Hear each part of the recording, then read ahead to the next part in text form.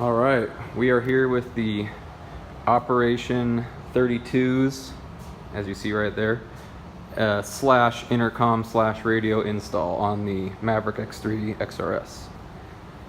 Got the interior torn apart, ready for all the wiring and whatnot. And for you Maverick X3 owners, if you didn't know, there's a little accessory bus bar here that is pretty awesome of Can-Am to put in because it makes wiring pretty easy. It also makes wiring for ignition setups really easy. So if you want something only to be on when your ignition's on, then you would go to this one, which is right here. And this one's always hot, and this is negative, obviously, as you can see by the black wire.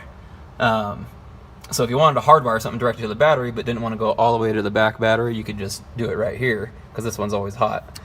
But again, ignition only is right here, so I have my fan override going to it, which I've never really honestly had to use, but I also haven't ridden this thing in the dead hot, heat of summer yet, so we'll see if I ever need that.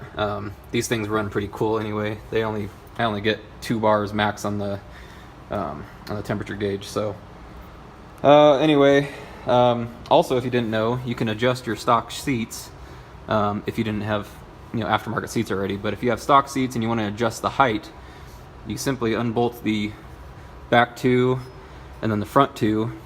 The stock seat locations are right here, so obviously you can drop them, which looks about 1.5 inches or so, maybe even 2 inches. And then for this one, you just simply take out this little, it looks like an aluminum spacer. Little trick I was told though by a buddy of mine is once you put the seat down, put this thing back on top of the seat bracket. That way it only sticks like right there, instead of having to thread down this bolt or this nut all the way down, to here and have 1.5 inches of bolt sticking out. So good little trick for that. Let's see here. So I just got done dismounting all the stock tires, which are still in great shape. They still got the lines on them and everything. I got the 32-inch, 32 by 10 by 14 Tusk Terrabites, as recommended from a buddy of mine as well. They look awesome, and apparently they perform really well. And yeah, I'm excited to try them out. And so they're 2 inches bigger than the stocks, obviously, which are 30s. So maybe eventually in the future I'll have to get better clutching or whatnot, but until then I'm just going to rock 32s and just have a clutch kit on standby. But now I'm actually here to open my new box that just came. I'm assuming this is my 60-watt radio from Rugged, so bear with me here. Let's see what we got.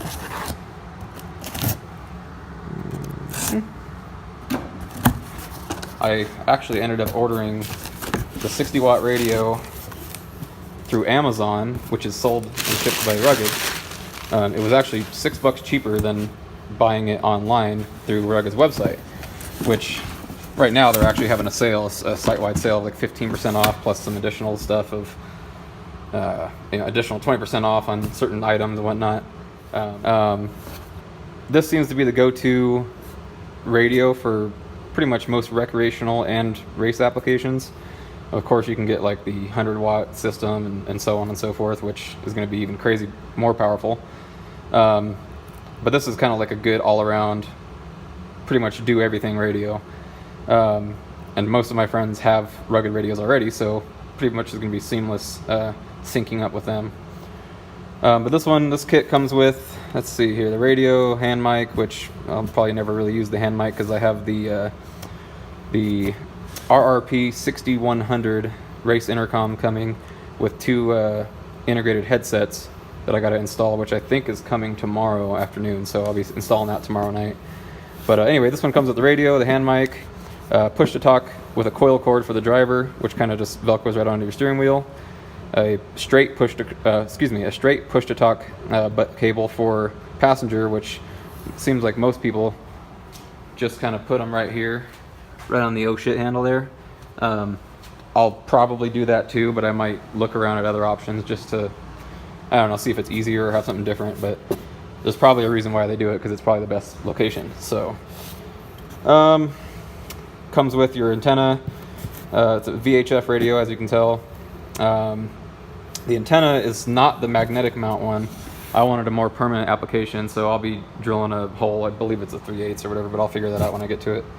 And then the antenna just screws into it, and so if I ever needed to, I can just unscrew the antenna and store it in the vehicle or something for, you know, the height of the garage or whatever.